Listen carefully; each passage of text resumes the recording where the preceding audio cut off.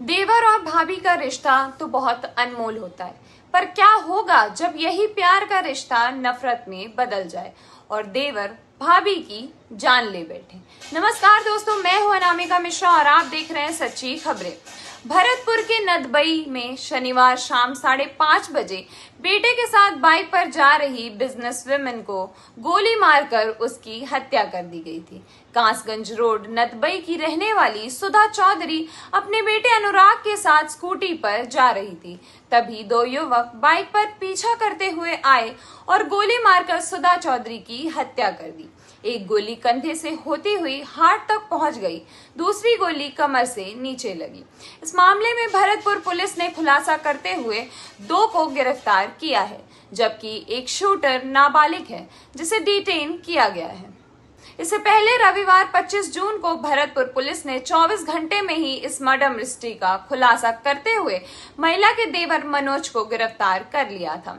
सामने आया कि उनके बीच प्रॉपर्टी और शादी को लेकर विवाद चल रहा था। जब देवर से पूछताछ की तो उसने बताया था कि उसे इस हत्या में अपनी दूसरी भाभी के 2 भाइयों से कांटेक्ट किया था और उन्हीं के साथ मिलकर इस पूरे हत्याकांड की प्लानिंग की थी। इन्होंने ही एक नाबालिग शूटर से मिलवाया था और 5 लाख रुपए भी दिए थे।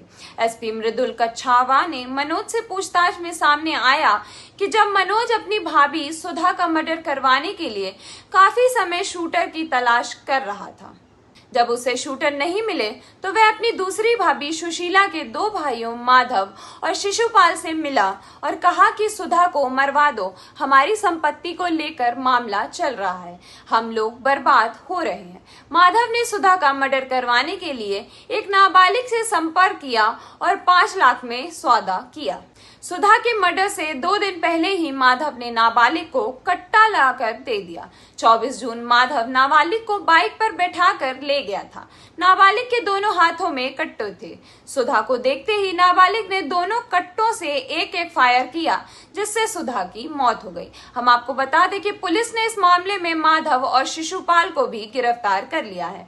मनोज को जब पुलिस ने गिरफ्तार किया तो उसने इन दोनों के नाम भी बताए थे। इसके बाद पुलिस को 24 जून को सूचना मिली थी कि मथुरा के बेरू का नगला निवासी शिशुपाल और माधव एक नाबालिग के साथ धनवाड़ा पुंठ की खदानों में छुपे हुए हैं। वे रात को कहीं बाहर जाने की फिराक में हैं। सूचना पर पुलिस मौके पर पहुंची और खदानों में आरोपियों की तलाश की। सर्च ऑपरेशन में पता चला कि तीनों एक बंद पड़ी खदान में छुपे थे। पुलिस को देख ये भागने लगे। इस दौरान तीनों को चोट भी लगी थी। इसके बाद इन्हें कुम्हेर हॉस्पिटल लाया गया, जहां से तीनों को आरबीएम अस्पताल लाया गया और यहाँ इलाज चल रहा है। सुधा चौधरी रोजाना की तरह से नदबई से भरतपुर बस में बैठकर सुबह चली गई थी। दोपहर को 3:30 बजे की बस से भरतपुर से नदबई वापस लौटकर आ गई। उसने बेटे अनुराग को फोन कर लाने के लिए बुलाया था। दोनों स्कूटी पर घर की ओर रवाना हुए। रास्ते में उन्होंने कुछ सामान भी खरीदा था। शूटर देर से उनकी स्कूटी का पीछा कर रहे थे। कांसगंज रोड पर शूटर ने उनकी स्कूटी के बराबर में अपनी बाइक की ओर फायरिंग की कर दी। सुधा को 2 गोलियां लगी।